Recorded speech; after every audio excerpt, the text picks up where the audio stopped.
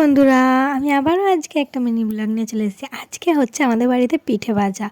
জানি সবাইকার খাওয়া হয়ে গেছে, আমি তারপরে কেন এত লেটে ব্লগ দিচ্ছি তোমাদের অনেকের কোশ্চেন থাকবে। কিন্তু এই ব্লগটা কিছুদিন আগেকারই, একদিন, কিছুদিন বলতে অনেক দিন আগেকার নয়, দুদিন কি একদিন আগেকারই ধরে নাও। কারণ আমার যেদিন লক্ষ্মী পুজো হয়েছিল তার আগের দিনের কথা এটা। পিঠেটা আগের দিন বিকেলে করা হয়েছে, তারপরের দিন চাঁদবেলাতে পিঠেটা ভাজা হচ্ছে। মা পিঠে ভাজা চাপিয়েছিল রীতিমতো, আর আমাকে বললো একবার নেড়ে ভাজা ভাজা করে তারপরে খাবি। আর আমাদের যখন পিঠে হয় না, মুড়ি খাওয়া হয় না, এই চাঁদবেলায় না সব পিঠে ভাজা খাই। এই দেখো এইদিকে ভাজা ভাজা হয়ে গেছে, আর আমি যেগুলো বেশি ভাজা ভাজা হয়েছে কড়া কড়া সেইগুলো দেখে দেখে নিয়েছি। বিশেষ করে এই পিঠে ভাজাটা খেতে আমার এত ভালো লাগে না, এই পুর পিঠেটা শুধু খেতে যত না ভালো লাগে, আমার মনে হয় এই ভেজে খেতে হেভি লাগে।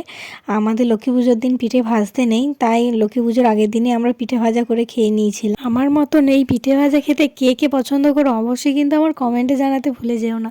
তোমাদের সাথে দেখা হচ্ছে নতুন একটা ব্লগে।